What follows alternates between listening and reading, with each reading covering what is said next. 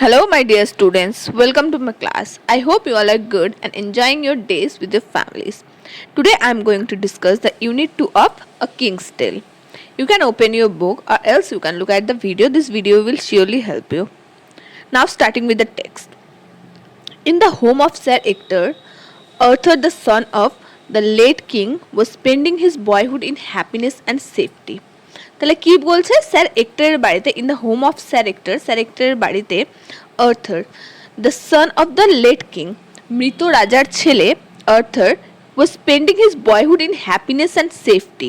তার ছোটোবেলা, বয়হুড মানে বাল্যকাল বা ছোটোবেলা খুব হ্যাপিনেস মানে আনন্দ আর সুরক্ষা, সেফটি সুরক্ষার সাথে কাটাচ্ছিল মানে অতিবাহিত করছিল। As he grew older, he became gentle, strong, handsome and good like his father Uther Pendragon. বলছে as he grew older, সে যত বড় হলো মানে সে যখন বড় হলো he became gentle, সে খুব নম্র মানে বিনম্র ভালো, strong শক্তিশালী and handsome সুন্দর and good like his father Uther Pendragon, আর কি ভালো তার বাবা উথার পেন্টাগনের মতো হলো। মানে যেহেতু সে লেট কিং উথার পেন্টাগনের ছেলে, তার মানে হেরিডিটারিভাবে মানে তার জন্মসূত্রেই কিছু গুণ তো বাবার আসবে, সেগুলোই আছে। ওর বাবা জেন্টাল, স্ট্রং, হ্যান্ডসাম, গুড মানে কাইন্ড হার্টেড ছিল, এটা আমরা ফার্স্ট ইউনিটেই পড়েছিলাম। ওরকমই ও বড় হয়ে হচ্ছে। 18 years passed, 18 বছর অতিবাহিত হলো। Britain was torn by bitter rivalry. বলা হচ্ছে Britain was torn by bitter rivalry. এবার দেখো আমরা আগের লেসনে কি পড়েছিলাম, যে হচ্ছে রাজার যে প্রতিদ্বন্দ্বীরা ছিল, অপোনেন্টসরা ছিল, they were looking for the throne, তারা থ্রোনের দিকে তাকাচ্ছিল। এবার তার জন্য কি হচ্ছে, ব্রিটেনটা এখন তিক্ত, বিটার রাইভেলারি মানে প্রতিদ্বন্দ্বিতার মধ্যে যুদ্ধ, মানে যুদ্ধ বলতে কি ঝগড়া, এগুলোর মধ্যে সবসময় নষ্ট হয়ে যাচ্ছে ব্রিটেনটা। টর্ন মানে ব্রিটেনটাকে নষ্ট করে দেওয়া হচ্ছে, ব্রিটেন আর ভালো নেই। None of the fighting barons had manage to become the king. In the previous lesson, we came to know that the barons were fighting for the throne, to seize the throne. Now, none of the barons had managed to become the king. They hadn't managed to become the king. মানে তারা রাজা হতে পারলো না, মানে তারা কাউকে হারিয়ে বা কোনো কিছু ভাবে ওরা রাজা আর হতে পারলো না, পারেনি এখনো অবধি, মানে তখন অবধি পারেনি। The people longed for the old days of peace and prosperity under Uther Pendragon. People means এখানে প্রজারা লং মানে উইশ বা প্রেজড, ওরা আশায় ছিল for the old days of piece and prosperity.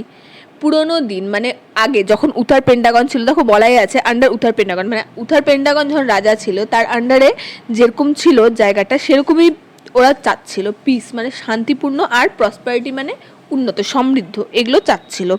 শান্তি আর সমৃদ্ধিতে ভরে উঠুক, মানে আগের দিনগুলো আবার ফিরে আসুক। It was Christmas time, a time of festivity. বলা হচ্ছে তখন ক্রিসমাসের সময়, টাইম অফ ফেস্টিভিটি উৎসবের সময়, মানে ক্রিসমাসের সময় উৎসব। স্বাভাবিক ব্রিটেনের মানুষদের কাছে ক্রিসমাস মানে একটা মানে আমাদের যেমন দুর্গাপুজো, ওদের ক্রিসমাস।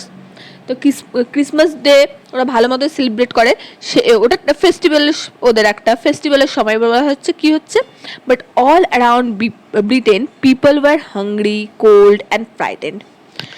বলা হচ্ছে কিন্তু ব্রিটেনের চারিদিকে মানে ব্রিটেনের মানুষেরা ছিল, পিপলরা ছিল হাংরি, কোল্ড অ্যান্ড ফ্রাইটেন্ড। এবার দেখো ঠান্ডা শীতের দেশ আমরা জানি ভালো মতো, ফ্রাইটেন্ড ভীত, ওখানে যেহেতু হচ্ছে ডেইলি প্রায় রবারি হতো, ঝগড়া চলছে ব্যারেন্সদের মধ্যে, আর ক্ষুধার্ত মানে ওদের খাওয়ারও নেই, ভালো জামা কাপড়ও নেই, মানে শীত বস্ত্রও নেই ঠিক মতো, আর রবারি তো হচ্ছেই, শান্তি তো নেই। দেখো উৎসবের সময় আমরা তো সবাই আনন্দ করি, তাই না? উৎসব মানে একটা আলাদা ব্যাপার। এখন because of corona we have to stay at our home, আমাদেরকে বাড়িতে থাকতে হচ্ছে। We can't celebrate festivals like before, আগের মতো ফেস্টিভ্যাল সেলিব্রেট করতে পারছি না, আমরা পারছি না। কিন্তু আমরা জানি যদি সব আগের মতো হয়ে যায় we will enjoy all our festivals, তাই না? কিন্তু ওরা পারবে না। দেখো one day in a churchyard people found a large stone on which was fixed a magnificent sword. বলা হচ্ছে একদিন ইন আ চার্চইয়ার্ড। চার্চইয়ার্ড মানে চার্চের যে উদ্যান, চার্চের প্রাঙ্গণে people found a large stone on which was fixed a magnificent sword. বলা হচ্ছে মানুষেরা মানে ওখানকার প্রজারা খুঁজে পেলো, মানে দেখতে পেলো একটা বড় পাথর, পাথরের মধ্যে একটা ম্যাগনিফিসেন্ট সোর্ড মানে একটা আকর্ষণীয় একটা তরোয়াল রাখা আছে। Upon the stone in gold letters was inscribed, whoever pulls out this sword is by right of birth the king of England. দেখো ইনভার্টেড কমায় যেটা আছে সেটা হচ্ছে গোল্ড লেটারে স্বর্ণাক্ষরে ওখানে লেখা ছিল। ওই যে স্টোনটা আছে মানে যার মধ্যে ম্যাগনিফিসেন্ট সোর্ডটা আছে সেই স্টোনটার উপর লেখা আছে, ইনস্ক্রাইব মানে হচ্ছে খোদাই করে লেখা, খোদিত আছে কি আছে, however pulls out this sword is by right of birth the king of England. যে এই সোর্ডটা টেনে তুলতে পারবে সে জন্মসূত্রে ইংল্যান্ডের রাজা, মানে সেই রাজা। Immediately the eager barons who longed to become the king jostle among themselves to lift the sword.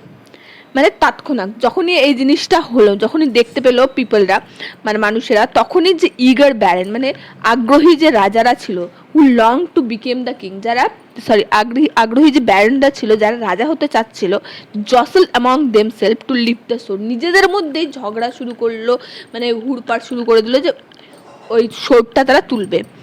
Naan succeeded, কিন্তু কেউ সফল হলো না, সবাই চেষ্টা করলো বাট নান সাকসিডেড, কেউ সফল হলো না। The sword remain fixed to the stone, সোর্ডটা ওই স্টোনে ফিক্সড থাকলো, মানে ওখানেই থেকে গেল, মানে ওখান থেকে তোলা সরানো গেল না, অনড় থাকলো, fixed. It was Arthur at the age of 18 who succeeded lifting the sword for the first time. তাহলে কি বলছে, ইট ওয়াজ আর্থার, আর্থার মানে Arthur at the age of 18, 18 বছর বয়সে প্রথম এই সোর্ডটা তুলতে পেরেছে, মানে প্রথমবারের জন্য সোর্ডটা তুলতে পেরেছিল। এতগুলো ব্যারেন যারা রাজা হতে চাচ্ছিল তাদেরকে হারিয়ে, মানে তারা তো পারলো না, আর্থার তুলে নিয়েছে। The barons were angry and disappointed. ব্যারেন্সরা কি হলো, হতাশা, ওদের মধ্যে হতাশা চলে আসলো যে একজন ছেলে তুলে নিল, আর ওর 18 বছরের ছেলে তাও আবার, আর ওরা রেগে গেল। স্বাভাবিক, ওরা 18 বছর ধরে চেষ্টা করছে রাজা হওয়ার কোনোভাবে, আর যখন একটা তরোয়াল পেলো আর যেখানে লেখা আছে যে সে তরোয়ালটা তুলতে পারবে সেই রাজা, পাচ্ছে না ওরা 18 বছরের চেষ্টার পরেও, তাই তারা স্বাভাবিক রাগ করবে, রেগে গিয়েছে। দে ডিমান্ডেড আ টেস্ট, তারা একটা পরীক্ষা দাবি করলো, মানে আর্থার যে তুলেছে সেটা তারা পরীক্ষা করতে চায়, মানে আর্থার রাজা হওয়ার যোগ্য কিনা সেটা যাচাই করতে চায়। আপন আ bright May morning a great trial took place in the presence of many people. বলছে মে মাসের এক উজ্জ্বল সকালে একটা গ্রেট ট্রায়াল মানে পরীক্ষা, এই যে আর্থার যে তুলেছে সোর্ডটা ওটার একটা পরীক্ষা হবে, পরীক্ষা হতে চলেছিল অনেক মানুষের উপস্থিতিতে। There were the peasants, the craftsmen, the merchants as well as the barons. সেখানে সেই যে পিপলগুলো বললো, ওই পিপলগুলোর মধ্যে ছিল peasants, craftsmen, merchants R ব্যারনরাও। In front of everyone, Arthur, slender and young, lifted the sword easily. সকলের সামনে মানে ওই পিজেন্ট, ক্রাফটসম্যান, মার্চেন্ট আর ব্যারনদের সামনে আর্থার, স্লেন্ডার অ্যান্ড ইয়াং মানে পাতলা পুতলো আর যুবক, 18 বছরের ছেলে, লিফটেড দ্য সোর্ড ইজিলি, খুব সহজেই সেই সোর্ডটা তুলে নিল। দেখো ব্যারেন্সরা কিন্তু পারলো না, অনেক চেষ্টা করেও পারেনি, কিন্তু আর্থার একটা 18 বছরের ছেলে আর যে স্লেন্ডার মানে পাতলা পুতলা চেহারার, সে খুব সহজেই তুলে নিল সেই সোর্ডটা। The crowd hailed him as the king, আর যে ভিড় ছিল ওখানে তারা সকলেই তাকে রাজা হিসেবে ঘোষণা করে তাকে সম্বর্ধনা দিতে শুরু করলো। হেইল্ড মানে welcome. After becoming the king of England, Arthur's first duty was to secure peace in England.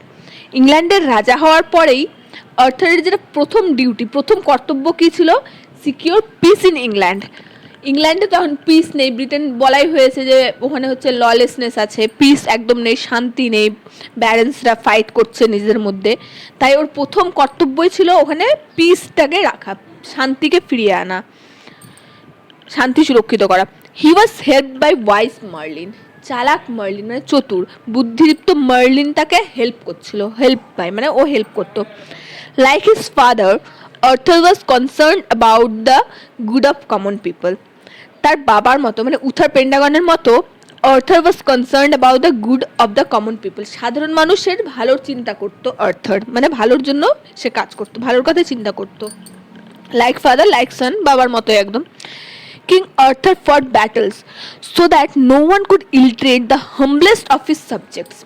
বলা হচ্ছে কিং আর্থার ফট ব্যাটলস, অনেক যুদ্ধ করেছিল, অনেক যুদ্ধ করতে হয়েছিল, যাতে no one could illtreat the humblest of his subject.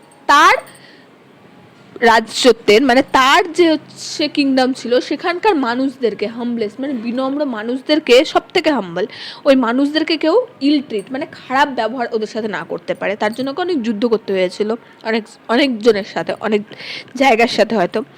King Arthur had lost his royal sword in a battle.